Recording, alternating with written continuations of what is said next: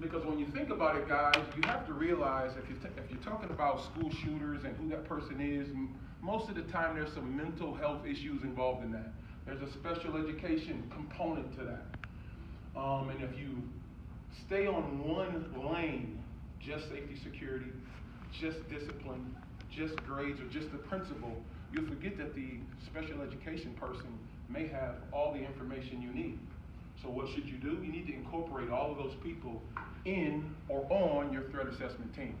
Ours will have a case manager, ours will have a teacher, ours will have a counselor, dean of students, myself. I've got 2 assistants in the district at the 2 different high schools. They are also on the threat assessment team. And basically how it works is if we feel that there's a kid that's going to do anything or has done anything, or there was a post on social media or a tip from a parent, we assemble all of our team and we assess whether it's a valid threat or a low-level threat or whatever kind of threat it is. If in fact we find that it is something that is, I don't guess, rigorous enough that we need to be concerned, we involve police all the time. And I don't think schools should do that from the very beginning. You have to assess it, figure out what it is first, and then you can speak intelligently to it, to the police department. So threat assessment is a tool that we've used a lot. It's helped us because back when I started, guys, I have to be honest, remember the little pagers? That was a communication device that I was running down with kids. Now, all of our kids have Chromebooks. The internet is piping all the way through and everywhere that we go, so it's like different. It's a whole different mindset. And you have to grow with what the times say. So threat assessment is very, very important. One of the other things that we did is we have a complete different visitor entry system. It's a different vestibule. I don't know how many of you guys have been to Zion-Benton High School, but we have our door areas. We had to build another door that's enclosed where we have our metal detection for visitors. We have our rapture system for visitor, what is that, Lee, again? The ID? Yeah, it's IDs, but it does something more than just IDs or checks licenses. Yeah.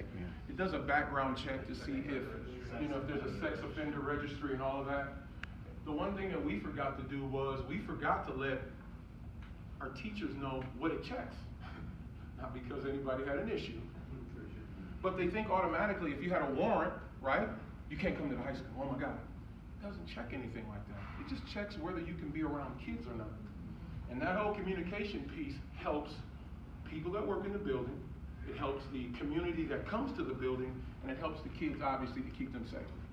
So when you think about all the layers that you have, security, and I consider it more so a physical response to safety and security and a psychological response. You know, if you have to realize it's different. Physical would be like our bulletproof glass, our safety vestibule, our metal detection, right? IDs that you make kids, people wear. All of that is physical stuff, and a lot of times schools are pretty solid when it comes to physical security. The things that we forget is there's a psychological piece. Do your teachers know? How safe do they feel? Do your kids know? How safe do they feel? And if you have all of these things in place, but that psychological piece isn't good, it will not be a very safe place because people won't feel that way. So let me get back over here. The one thing that we're going to be doing, probably, maybe I'm letting the cat out the bag a little bit, probably more next year than this year. The way we grow things in our district is we're going to be paying a lot more attention to our athletic events.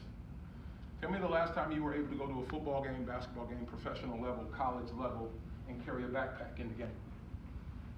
Can't, right? I don't think so. Purses, yes, but I'm going to check it, right?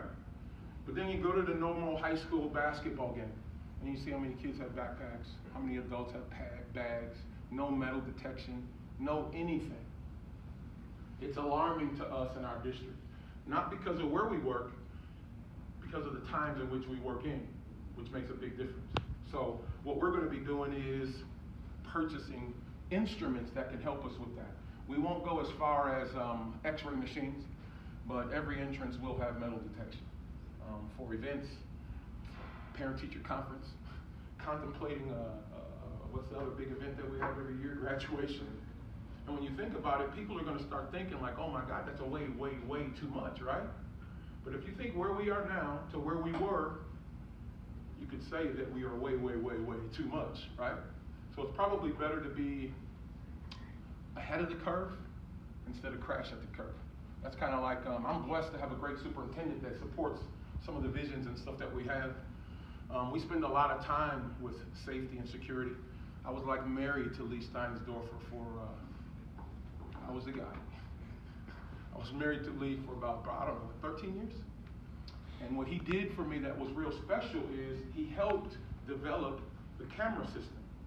And yes, on my side, it was, we have to make sure it can do this and this and this. But then on Lee's side, we can't do that because the access point is way over here. How do we run the cameras? How do we run that? And at that time, I think it was smart cameras at that time, Lee, where we had one camera that would be linked to 4. And then how would that impact a power outage? How would that impact how we retrieve the data? So, I mean, all of you tech people that don't know who the safety director is, I think you should get to know him. I think it has to be a really tight relationship because the things that you bring to that security director is probably going to help him think in a different way. And then with you guys partnering, I think it can help your systems out immensely like it has for ours. Some of the other stuff that we do, and this is prior to, and I want to go, let me jump down to the laminate glass first because then I'll go back up. What we've done in our district is, there's a company out in Wakanda area, I think it's True Armor. Is anybody familiar with True Armor? Does anybody's other district, any district here have bulletproof glass anywhere in their buildings? Okay. Dave Trudeau, True Armor, very good company. They're out, Lake County company. They came in and measured our entire campus. So every doorway that you come in District 126 has a bulletproof entry. So like if you were outside and you couldn't get in, there's no way for you to break into our building, like even breaking the glass to get in, shooting through the glass to get in, all bulletproof. So then we thought, okay, how could we make that even better? What if they did get in? Every lobby area that leads to classroom areas, all bulletproof glass. Whereas if that person were happen to get in the building, they still can't get to anyone that's behind the glass. So then what happened was we started thinking, then why don't we do every single classroom? Because as you walk down the hallway, you see the little half windows on the side? All of those half windows are done. The safety glass on every door is done. And it helped with the psychological security feeling of the staff. You follow what I'm saying? After we did that, it was like a breath of fresh air for the individuals that work in that building every day. Because as you know, in the news, in the media, I mean, it's a hot topic. I mean, and teachers work there, and they are concerned for their safety, and they really just want to know that they're going to be protected. That was a big layer for that. So, yes. I mean, I've seen some. I mean, I've seen talk about that. They talk about how some of it will not stop some calibers or bullet, but it keeps the glass in place so the person can't enter. Or where you have to bash it, and it takes minutes instead of seconds to enter. Right? I don't know if your thoughts or experience on this product. Both thoughts and experience. As we research the company, we go out to have a viewing of what that particular, I think it's like a hemp-based clear coat window covering. I'd say it would be a room about this size. It was a gun range. So I think it was Dave himself stood at this end of the room. There's a big square back there with a, the paper targets on it. Put the paper target behind the glass, and he took out a 9mm and he shot 7 times. Pulled the paper laminate out, there was no holes at all in the paper behind it. Then he took a bat and he walked over with the bat and he began to beat on that glass from the outside in. Could not get all the way through it. And it was a bent metal bat at the end of the presentation. They went all the way up to a .50 caliber handgun. And if you think about the ARs and all the different things that people use now in school shootings, this is based, or what is the word, rated to stop all of those. You would be more concerned with it going through the floor than it would be through their glass or through their product. I mean, it's amazing. You know, I'm not doing a commercial for them. They don't even know I'm speaking about it. But it's true armor, and it is an amazing product. It just is. So, on the flip side of that, what if it's a fishbowl and the shooter is inside and you want to get out, correct? You can throw a chair through it on the opposite side and it would split like toilet paper. And you can go out of any access that you would need that was covered by that laminate. That's what makes that product really good. You follow what I'm saying? The toilet paper analogy, I'll work on that. But it's just an amazing product. It's just an amazing product. So, and in our cafeteria system, and you know, a lot of schools, you walk into a big room, it's a cafeteria, all the big glasses, right? It's hallway goes through it. We want to make a way for our kids to get out. We have a auditorium, not an auditorium, but an outside area that kids can go to and go to different classrooms from a cafeteria. So I thought, how do we make that a safe area? Worst case scenario, school shooter, passing time, lunchroom, lots of kids, right? What do, right? Well, we laminated all the windows in that big atrium area. There's doors to the atrium, so if that person was shooting from the inside, all our kids are going out, doors are locked behind them, and it's not, they wouldn't be a target at all. So you have to think about all kind of different things, guys. So any other questions so far? All right, let me move on. Some of you guys, any fire department people here? Okay, good. Think about fire departments and first responders and how we never really incorporate those guys in our threat assessment or our first responder meetings and all the stuff that we do. We in our district, we actually do. This whole concept of positive alarm sequence, has anybody ever heard of that? Positive alarm sequence means that what you want to do is get rid of all of your pull stations in the building. And if you get rid of all your pull stations in the building, you have to have what they call a positive alarm sequence, where on my desk is going to be, or is, a access point for the fire alarms. If someone were to pull a fire alarm, it's kind of a delay, okay? Because everybody knows in a lot of the shootings that have happened in our country, one of the ways to get people out, you pull the fire alarm, right? Well, we want to make sure that if that fire alarm does go off, we've got a team that'll go out, make sure that the area is safe for us to go outside before you leave. And if you think about it, well, why we got to get out? We've got minutes before we'll all perish. Well, in this school building, fire doors, brick walls. I mean, most of the material made in schools are fireproof. So yes, you would have time. Now, is that going to supersede if you smell smoke or fire? Obviously not. If you smell smoke or fire, excuse me, we're trained, our staff is trained that you evacuate as soon as you can, as soon as possible. So, in a nutshell, guys, I know I didn't have a lot of time with you. Keep going. Okay, maybe I have more time. In a nutshell, I think that whole concept of the way we, as school educators, view safety, view security and technology, excuse me, I think it has to be rethought of, because a couple of the most important people in the district is going to be the tech director, and I'm not saying that because I'm a pastor Trey later. It's going to be the tech director and that safety director. And if those guys are linked at the hip and know what they're doing, you're going to be a pretty good district at the end of the day. All the teaching and learning thing happens when kids feel safe. Would you agree? Would you agree? So if we're going to have kids feel safe so that they can teach and, well, not teach, but so that they can learn, we got to take care of that process as best we can. So,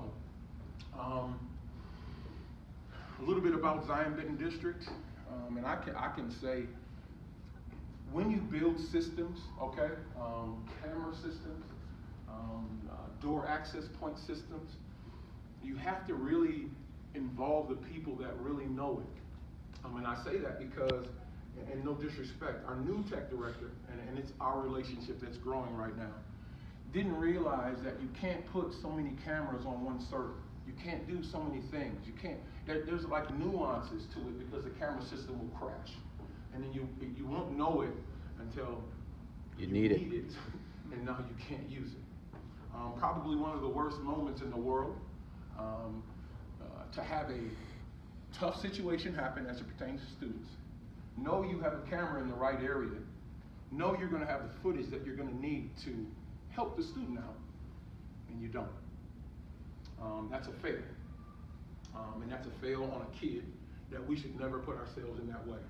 So, long story short, if you don't know who your your safety director is, if you don't do threat assessments, if you don't have monthly meetings with local law enforcement and first responders, all first responders, and my safety team that works at the high school, I consider them our first responders. They're in those meetings.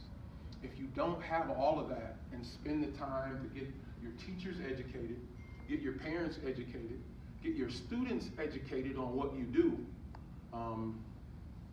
worser days will come, let's just say. So that's all I have, guys. Again, this document, it's what I do every year, and it's not the only meeting I do with all staff, all district staff. I also, at least monthly go and visit each department, and then not really test, but test what they know about situations. Obviously, we do our active shooter drills, which help, but like any other drill, fire drill, active shooter drill, people get so bothered by doing it that it loses its effectiveness. And if you don't, as administrators, speak to that with all the people that you are in charge of, I think that's a way that you lose grip also. I can remember fighting battles with our PE teachers about kids leaving doors open, and then Columbine happened. Didn't have to argue so much. And then after Sandy Hook happened, didn't have to argue so much. Didn't have to say all the things that people cringed about, because the more it happens, the more people understand it, the more they get it, the more they don't mind it. I remember not ever having to take my shoes off going to the airport. Now I take my belt off, my shoes off. I'm like, wow, right? But we're all used to that behavior. We got to get to a point now in school safety and security where all of the things that I've talked about that we're going to have at Zion-Benton High School, all of those things are as common as taking your shoes and belt off at the airport. When that happens, if that happens, I think everybody can take a deep breath and realize that we must prepare for the next thing. We must prepare for the next thing, which could be buses, mobile classrooms, right? There may be times where we've got to put bulletproof glass on those buses. There may be times where kids, you can never take your book bag home. Those days may be coming. We don't know, but who knows what could happen. So I appreciate your time. Oh, go ahead. I'm sorry, quick question. You talked about a lot of things, but one of the things that piqued our interest was you talked about a delay on the fire alarm system. At Zion, did you actually implement that? Not yet. We are working with the regional office. There's a big, long thing that you have to do through the regional office. And here's the one thing that people don't realize. It's not the local fire chief that's in charge of the fire stuff in a school district.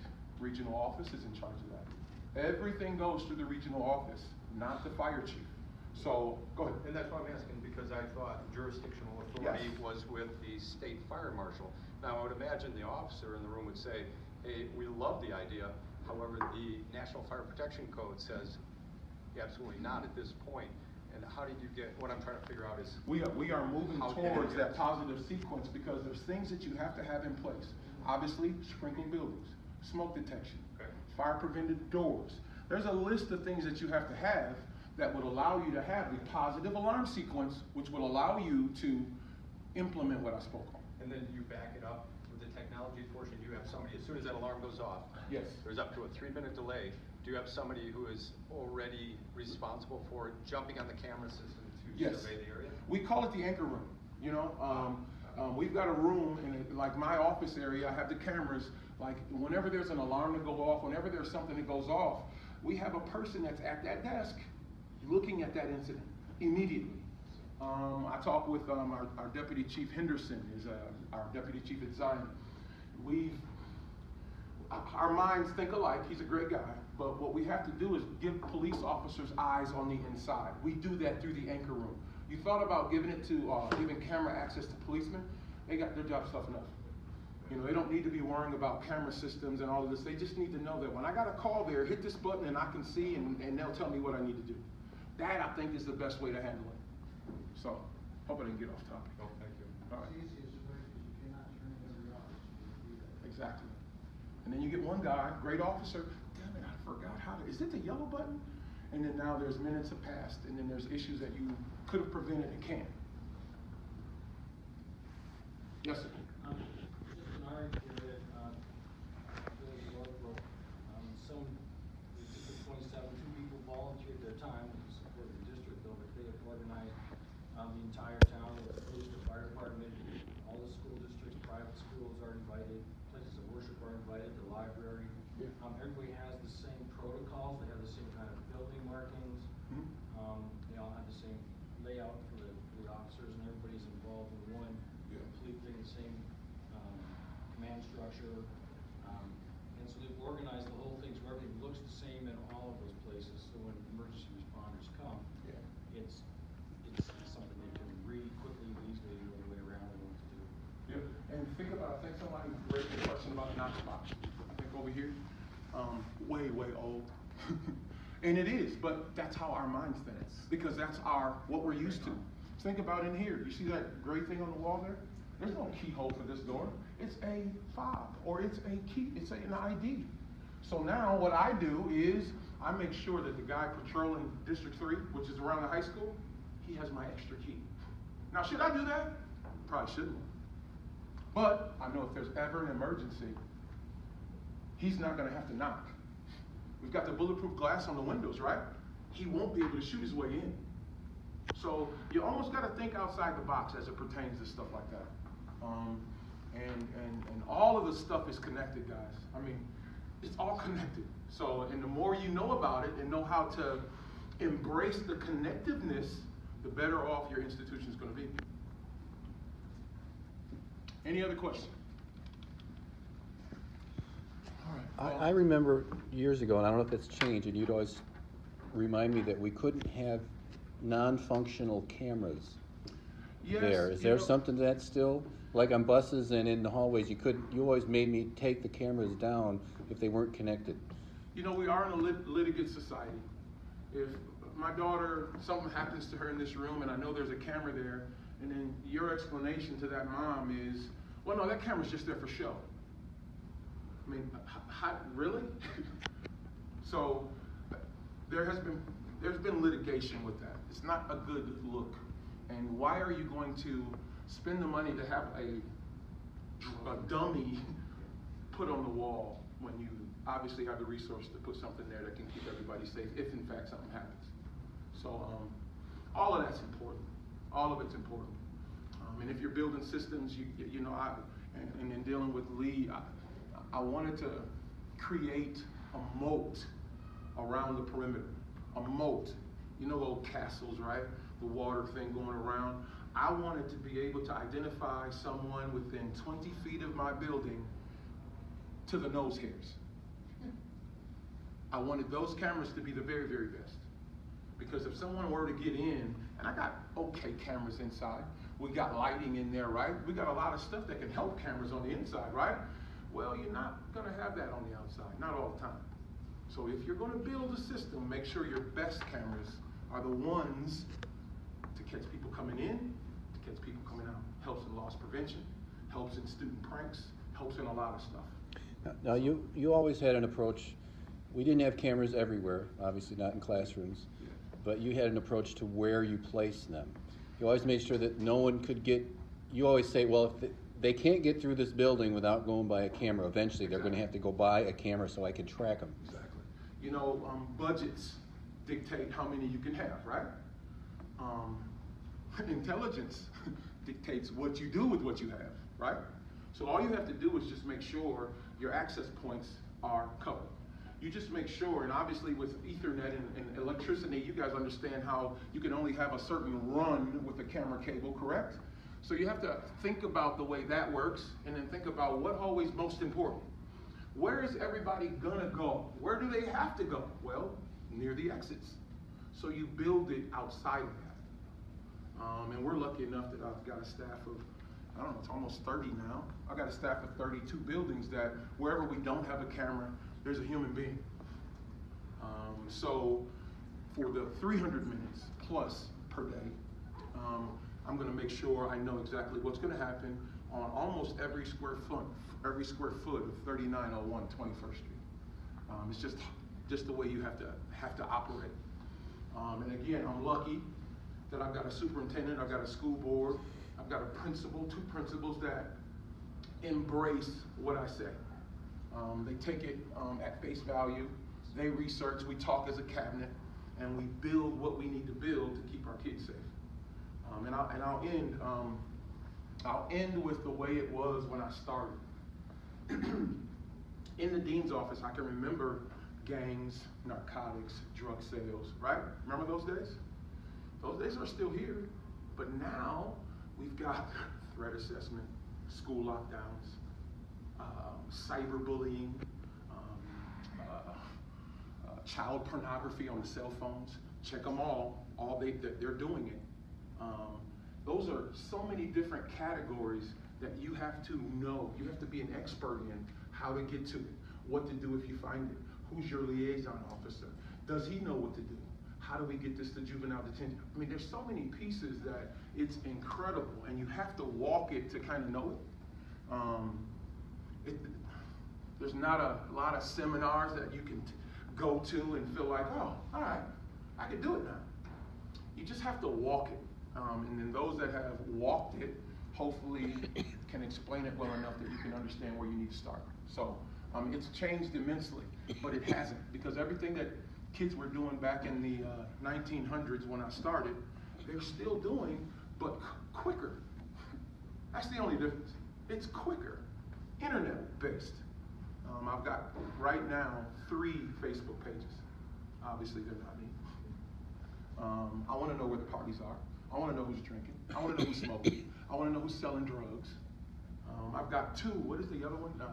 Not Instagram. Twitter. I'll stay away from that. Yeah, Snapchat. I've got 2 Snapchats, just to keep my feet in the water. And it's helped.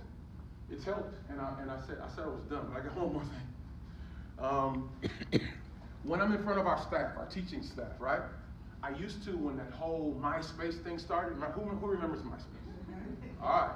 When the whole MySpace thing started, I'm like, you got to be an idiot to be a friend with a student on MySpace. Are you nuts?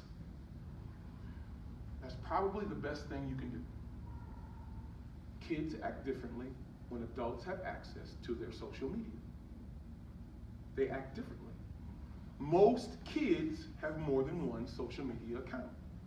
A lot of parents, we refuse to believe that of my baby girl, don't we? She would never. Well, she probably is, because you're a friend of hers on the other. You gotta think that way. I tell every teacher right now, if you got kids that are on Snapchat and Facebook, be their friend.